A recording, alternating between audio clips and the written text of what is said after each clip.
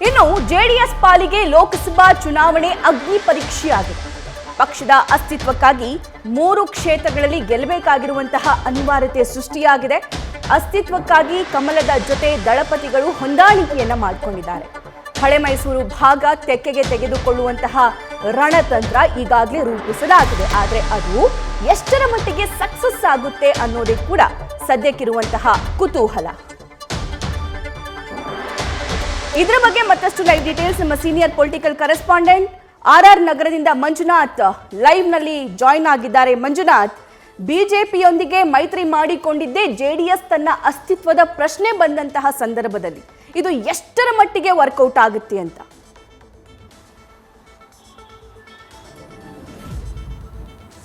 Lok Sabha ಚುನಾವಣೆಗೋಸ್ಕರನೇ JDS BJP ಜೊತೆ ಒಂದು ಮೈತ್ರಿ ಮಾಡಿಕೊಂಡಿರುವಂಥದ್ದು. ಅದರಲ್ಲೂ ಕೂಡ ಹಳೆ ಮೈಸೂರು ಭಾಗದಲ್ಲಿ 2023ರ ವಿಧಾನಸಭಾ ಚುನಾವಣೆಯಲ್ಲಿ ಏನು ತನ್ನ ಜೆಡಿಎಸ್ ಪಕ್ಷದ ಒಂದು ಏನು ಹೀನಾಯ ಸೋಲಾಯಿತು, ಆ ಬಳಿಕ ಕಾಂಗ್ರೆಸ್ ತನ್ನ ಶಾಸಕರು ಮತ್ತು ಏನು ಹಿರಿಯ ಮುಖಂಡರ ಜೊತೆಗೆ ಜೆಡಿಎಸ್ನ ಮುಖಂಡರನ್ನೆಲ್ಲರೂ ಕೂಡ ಕಾಂಗ್ರೆಸ್ನತ್ತ ಸೆಳೆಯೋದಕ್ಕೆ ಆಪರೇಷನ್ ಹಸ್ತವನ್ನು ಕೂಡ ಮಾಡಲಿಕ್ಕೆ ಮುಂದಾಯಿತು. ಈ ಸಂದರ್ಭದಲ್ಲಿ ತಮ್ಮ ಪಕ್ಷವನ್ನು ಉಳಿಸ್ಕೊಳ್ಬೇಕು ಅನ್ನೋದು ಜೆಡಿಎಸ್ನ ವರಿಷ್ಠರಾದಂಥ ದೇವೇಗೌಡರ ಜೊತೆಗೆ ಕುಮಾರಸ್ವಾಮಿ ಅವರ ಒಂದು ಪ್ಲಾನ್ ಆಗಿತ್ತು. ಈ ಹಿನ್ನೆಲೆಯಲ್ಲಿ ಖುದ್ದು ಜೆಡಿಎಸ್ ನಾಯಕರೇ ಬಿಜೆಪಿ ಹೈಕಮಾಂಡ್ ನಾಯಕರ ಜೊತೆ ಚರ್ಚೆ ಮಾಡಿ ರಾಜ್ಯದಲ್ಲಿ ಲೋಕಸಭಾ ಚುನಾವಣೆಗೋಸ್ಕರ ಒಂದು ಮೈತ್ರಿಯನ್ನು ಮಾಡಿಕೊಂಡ್ರು. ಜೊತೆಗೆ ಲೋಕಸಭಾ ಚುನಾವಣೆಯಲ್ಲಿ ಕಾಂಗ್ರೆಸ್ಸನ್ನು ಕಟ್ಟಿ ಹಾಕಲೇಬೇಕು.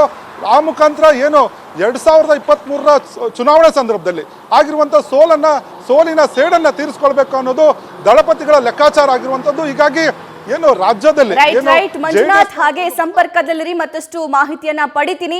ಸೊ ಜೆಡಿಎಸ್ ಬಗ್ಗೆ ಮಾತನಾಡ್ತಾ ಇದ್ರಿ, ಈಗ ಜೆಡಿಎಸ್ ಮಂಡ್ಯವನ್ನ ಉಳಿಸಿಕೊಳ್ಳುವಂತಹ ಪ್ರಯತ್ನ ಮಾಡ್ತಾ ಇದೆ. ಈಗ ಮಂಡ್ಯದ ಒಂದು ಮತಗಟ್ಟೆಯ ಲೈವ್ ದೃಶ್ಯವನ್ನ ನೀವು ಸ್ಕ್ರೀನ್ ಮೇಲೆ ಗಮನಿಸಬಹುದಾಗಿದೆ. ಮಂಡ್ಯದ ಲೈವ್ ದೃಶ್ಯವನ್ನ ಸ್ಕ್ರೀನ್ ಮೇಲೆ ನೀವು ಗಮನಿಸಬಹುದಾಗಿದೆ. ಅಲ್ಲಿಂದ ಅಪ್ಡೇಟ್ ನೀಡೋದಕ್ಕೆ ನಮ್ಮ ಪ್ರತಿನಿಧಿ ನಂದೀಶ್ ಕೂಡ ನಮ್ಮೊಂದಿಗೆ ಜಾಯಿನ್ ಆಗ್ತಾರೆ.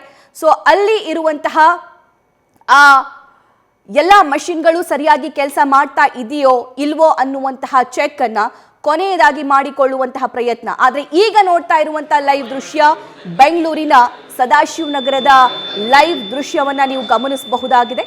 ಅಲ್ಲಿ ಎಲ್ಲ ಅಧಿಕಾರಿಗಳು ಕೂಡ ಬೆಳಗ್ಗೆನೆ ಬಂದು ಎಲ್ಲ ಪೂರ್ವ ಸಿದ್ಧತೆಗಳನ್ನು ನೋಡಿಕೊಂಡು ಮತದಾನಕ್ಕೆ ಕೆಲವೇ ಕ್ಷಣ ಆರಂಭವಾಗಿರುವಂತಹ ಈ ಸಂದರ್ಭದಲ್ಲಿ ಎಲ್ಲ ವ್ಯವಸ್ಥೆ ಸರಿಯಾಗಿದೆಯೋ ಇಲ್ವೋ ಅನ್ನುವಂತಹ ಪ್ರಿಪರೇಷನ್ ನೋಡಿಕೊಳ್ತಿದ್ದಾರೆ. ಈಗ ಮಂಡ್ಯಕ್ಕೆ ನಿಮ್ಮನ್ನು ಕರ್ಕೊಂಡು ಹೋಗ್ತಾ ಇದ್ದೀನಿ.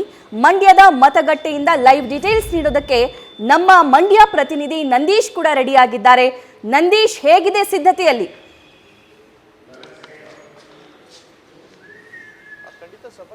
ಜಿಲ್ಲಾಡಳಿತದಿಂದ ಪ್ರಜಾಪ್ರಭುತ್ವದ ಹಬ್ಬಕ್ಕೆ ಎಲ್ಲ ರೀತಿಯ ಸಕಲ ಸಿದ್ಧತೆಗಳನ್ನ ಮಾಡ್ಕೊಂಡಿರುವಂಥದ್ದು. ಬೆಳಿಗ್ಗೆ 7 ಗಂಟೆಯಿಂದ ಮತದಾನ ಪ್ರಕ್ರಿಯೆಯೂ ಕೂಡ ಆರಂಭವಾಗುತ್ತೆ. ನಾನಿವತ್ತು ಲಕ್ಷ್ಮೀ ಜನಾರ್ದನ ಶಾಲೆಯ 174ನೇ ಮತಗಟ್ಟೆಯಲ್ಲಿದ್ದೇನೆ. ಇಲ್ಲಿ ಯುವ ಮತದಾರರ ಮತಗಟ್ಟೆ ಅಂತ ಕೂಡ ಮಾಡಿರುವಂಥದ್ದು. ಇಲ್ಲಿ ಯುವಕರಿಗೆ ಅಂದರೆ ಹೊಸದಾಗಿ ಏನು ಮತದಾರರ ಪಟ್ಟಿಯಲ್ಲಿ ಸೇರ್ಪಡೆಯಾಗಿದೆ ಅವರಿಗೆ ವಿಶೇಷವಾಗಿ ಈ ಒಂದು ಮತಗಟ್ಟೆಯನ್ನು ಕೂಡ ನಿರ್ಮಾಣ ಮಾಡಿರುವಂಥದ್ದು. ಈಗಾಗಲೇ ಅಧಿಕಾರಿಗಳು ಎಲ್ಲ ರೀತಿಯ ಸಿದ್ಧತೆಗಳನ್ನು ಕೂಡ ಮಾಡ್ಕೊಳ್ತಾ ಇರುವಂಥದ್ದು. ಆ ಒಂದು ದೃಶ್ಯಗಳನ್ನು ಕೂಡ ನೋಡ್ಬೋದು. ಬೆಳಿಗ್ಗೆಯೇ ಇದೀಗ ಅಧಿಕಾರಿಗಳು EVM ಮಿಷನ್ ಆಗಿರ್ಬೋದು, VVPAT ಆಗಿರ್ಬೋದು ಎಲ್ಲವನ್ನು ಕೂಡ ಒಂದು ಪರಿಶೀಲನೆ ಮಾಡಿಕೊಳ್ಳುವಂತಹ ಕೆಲಸವನ್ನು ಕೂಡ ಮಾಡ್ತಾ ಇರುವಂಥದ್ದು. ಯಾಕೆ ಅಂತಂದ್ರೆ 7 ಗಂಟೆಯಿಂದ ಈ ಒಂದು ಮತದಾನ ಪ್ರಕ್ರಿಯೆ ಆರಂಭ ಆಗುತ್ತೆ. ಆ ನಿಟ್ಟಿನಲ್ಲಿ ಯಾವುದೇ ರೀತಿಯ ತೊಂದರೆ ಆಗಬಾರ್ದು ಎಂಬ ನಿಟ್ಟಿನಲ್ಲಿ ಅಧಿಕಾರಿಗಳು ಮತ್ತು ಇಲ್ಲಿನ ಸಿಬ್ಬಂದಿಗಳು ಮುಂಚೆಯೇ ಎಲ್ಲ ರೀತಿಯ ಸಿದ್ಧತೆಗಳನ್ನು ಕೂಡ ಮಾಡ್ಕೊಳ್ತಾ ಇರುವಂಥದ್ದು ನೀವು ಕೂಡ ನೋಡ್ತಾ ಇದ್ದೀರಿ. ಈಗಾಗಲೇ VVPAT ಮತ್ತು EVM ಮಿಷನ್ ಎರಡನ್ನೂ ಕೂಡ ಪರಿಶೀಲನೆ ಮಾಡಿಕೊಳ್ಳುವಂತಹ ಕೆಲಸವನ್ನು ಕೂಡ ಮಾಡ್ತಾ ಇರುವಂಥದ್ದು. ಮಂಡ್ಯ ಜಿಲ್ಲೆಯಲ್ಲಿ ಒಟ್ಟು 2076 ಮತಕೇಂದ್ರಗಳನ್ನ ಈಗಾಗಲೇ ನಿರ್ಮಾಣ ಮಾಡಿರುವಂಥದ್ದು, ಮತಗಟ್ಟೆಗಳನ್ನ.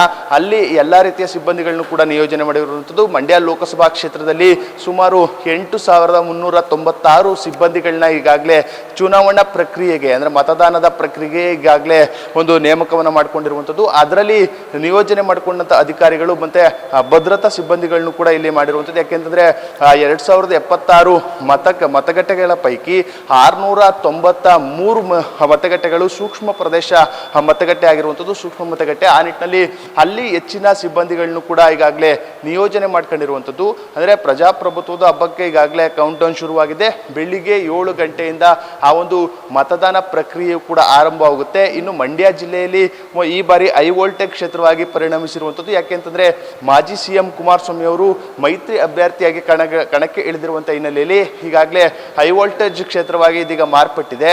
ಆ ಚುನಾವಣಾ ಒಂದು ಪ್ರಚಾರವನ್ನು ಕೂಡ ಅಬ್ಬರದಿಂದ ಕಾಂಗ್ರೆಸ್ ನಾಯಕರಾಗಿರ್ಬೋದು ಮತ್ತೆ ಮೈತ್ರಿ ನಾಯಕರಾಗಿರೋರು ಮಾಡಿದ್ರು. ಆ ನಿಟ್ಟಿನಲ್ಲಿ ಈಗಾಗಲೇ ಜಿಲ್ಲೆಯ ಜನರು ಕೂಡ ಬಹಳಷ್ಟು ಉತ್ಸಾಹದಲ್ಲಿ ಮತದಾನವನ್ನು ಮಾಡುವ ನಿಟ್ಟಿನಲ್ಲಿ ಎಲ್ಲ ರೀತಿಯ ತಯಾರಿಗಳನ್ನ ಮಾಡ್ಕೊಂಡಿದ್ದಾರೆ. ಒಂದು ಕಡೆ ಜಿಲ್ಲಾಡಳಿತ ಸಕಲ ಸಿದ್ಧತೆಯನ್ನು ಕೂಡ ಮಾಡಿಕೊಂಡಿರುವಂಥದ್ದು. ಇನ್ನು ಕೆಲವೇ ಕ್ಷಣಗಳಲ್ಲಿ ಈ ಒಂದು ಮತದಾನ ಪ್ರಕ್ರಿಯೆಯು ಕೂಡ ಆರಂಭವಾಗುತ್ತೆ. ಅದಕ್ಕೆ ಜನರು ಯಾವ ರೀತಿ ರೆಸ್ಪಾನ್ಸ್ ಅನ್ನು ಕೊಡ್ತಾರೆ, ಎಷ್ಟರ ಒಂದು ಪ್ರಮಾಣದಲ್ಲಿ ಮತದಾನ ಆಗುತ್ತೆ ಎಂಬುದನ್ನು ಕೂಡ ಕಾದು ನೋಡಬೇಕಾಗಿರುವಂಥದ್ದು ಉತ್ಸವ. ನ್ಯೂಸ್ ಫಸ್ಟ್ ನಿರ್ಭೀತಿಯಿಂದ ನಿಮ್ಮ ಪರವಾಗಿ.